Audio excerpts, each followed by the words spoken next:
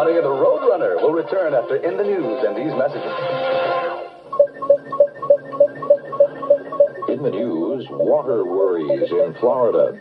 2 years ago, Florida was too dry. Now it's too wet, and all the water is causing problems for birds and people. We'll be back with Florida's water woes in the news. In the News is sponsored by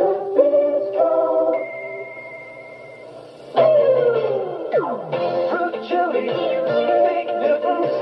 Fruit Chewy, big noodles. Gooey on the outside, fruity on the inside. When they get together, ooh, what a nice bite. Big noodles are a 2-in-1. 2-in-1 cookie. Delicious cookie outside. Really filled inside. Too luscious. Fruit Chewy, big noodles. Nabisco. And now, water everywhere in the news. Florida is nearly surrounded by water. It's a huge peninsula separating the Atlantic Ocean from the Gulf of Mexico. And much of southern Florida is swampland, the Great Everglades. But even the swamplands aren't supposed to be this wet, especially in the winter. The rainiest winter in years has pushed water levels in the Everglades 1.5 feet above normal.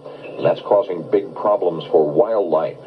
Usually at this time of year, the glades are full of swamp birds such as egrets, limpkins, and herons, waiting for the water to get very shallow. Less water crowds the fish into small areas, making it easy for the birds to catch and eat them.